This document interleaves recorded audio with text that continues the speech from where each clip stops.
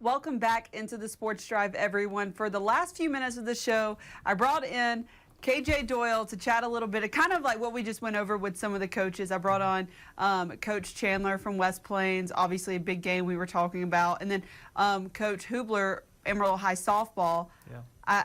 Just the crazy numbers they've put up. I mean, it was insane. First, we'll start off, obviously, a huge game tomorrow for that third slot in the playoffs for District 3 4A, Pampa versus West Plains. Pampa got the win when West Plains went to Pampa last time, 5-2. I mean, what do you think it'll take, for the Wolves to really come out with the win tomorrow and to just, snag that third spot? Yeah, their batting order, is capable of playing really well on any given day. It's just about whether or not the bats are hot that day or not. So they could definitely do it if they can get hot at the plate. It's a huge game. I mean, because the winner very likely gets that 3 seed, and the loser could fall out of the playoffs. Because you look at Hereford, who's right there in that 5th spot, 1 game back of both of those teams right now. And if Hereford is able to win... Oh, that just... Oops. Oh, we got technical issues.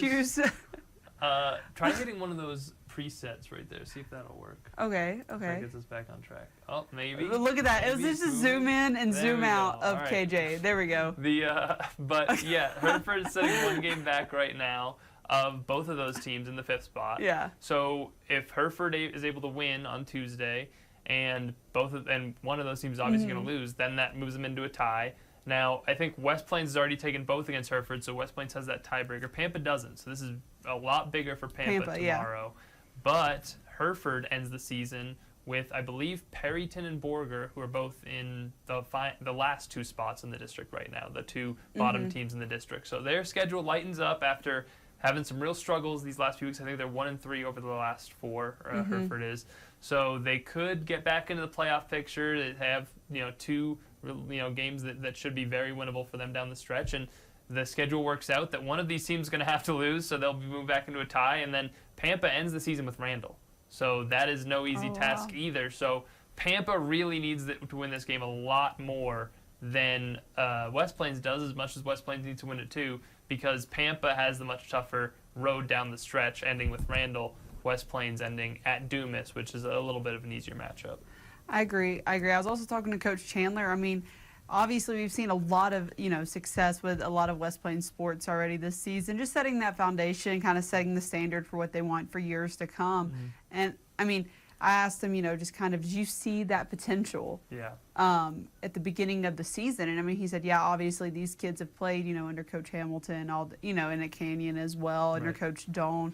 I mean, it's just amazing to see the West Plains. I mean, obviously, why am I blanking? Girls soccer was, got the first district championship ever in West Plains history. But, I mean, we've talked about football numerous times, volleyball, just how successful these teams came together, formed that chemistry so well. I mean, so overall, what is your takeaway of just how you've seen the chemistry form with not just baseball, softball, the spring sports, but, I mean, just kind of overall West Plains in general? Right. They're forming a great athletic culture there, and they have really, I mean, it goes back to the first thing really is the coaching. I mean, the coaches that they have there are fantastic. You look at Cogburn, you look at Coach Cornelius, you look at Coach Cummings, like all of them just up and down are fantastic, and Coach Chandler, of course, is one of those as well. And I think that the facilities that those kids are able to take advantage of, these brand new facilities, it's just it's all fantastic, and I think it helps as well.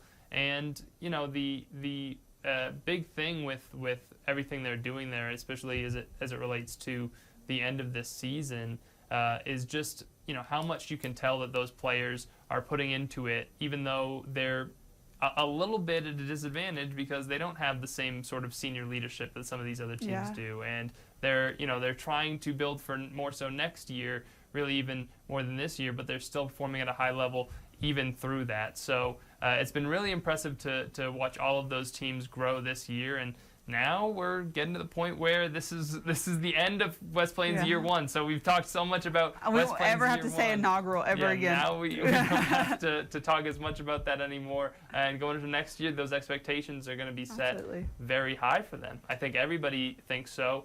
And it's going to start with football when, everybody feels like they got a lot of returning players. That offense is going to look great. They're still in that one, the 4, whatever it is. I can't think of all the numbers. 4A, Division 2, for the outside of that division with Canyon and Randall. So it's going to be interesting to see how things look next year. And this is the final time we'll have to figure out, okay, year 1 for West Plains, how's it all going to look?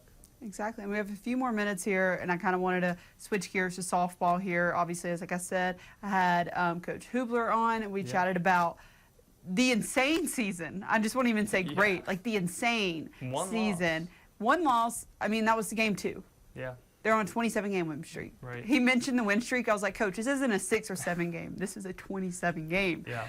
I mean, three-peat district champs there. I mean, he said it was an expectation at this point. I mean, that is the expectation for Sandy softball. I mean, did you see the stats that they posted? 122-10 outscoring their district opponents. Wow. So that's in 8 games. Yeah. Team batting average, just take a guess. I'm going to guess like 405. 494. Wow. Team batting average is a 494. And, 116 hits. 110 RBI. How many runs did you say they had? 122. So they had almost as many hits as runs, which is actually crazy that they had more runs than hits in the season. Is absurd. Yeah. But 15 home runs. It's just like jaw-dropping. Yeah. Almost. I mean, I know you went out and spoke, with Hubler. You've spoke with Hubler before. I mean, just what do you think that it's going to look like for the postseason, especially for Amarillo High softball? I mean, I think it's going to be interesting. I mean, we got a chance, I don't know if Hubler just brought it up, but we got a chance to see them against Lubbock Cooper just a few weeks ago, or last week. They had played against them, and we got a little bit of a playoff preview, and that was an amazing game, probably one of the best games in the area that we saw. And they, this season, Lubbock Cooper goes up 7-0, and then Amarillo High comes back.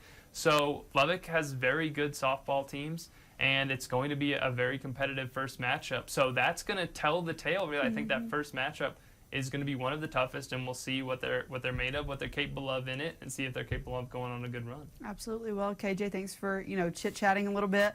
We have exciting times. Baseball season rounding out last week here. Softball season starting with the playoffs. Wranglers playoffs. Wranglers playoffs. Yeah, we spoke with Nick earlier. I mean, just a lot of playoffs, a lot of exciting things happening in the sports world. Playoffs for a while. I know. I'm sad. All right. Well, thank you so much for joining us on the Sports Drive today. We'll be back here tomorrow, 3 p.m. with KJ. He will be hosting tomorrow, so we'll see you then.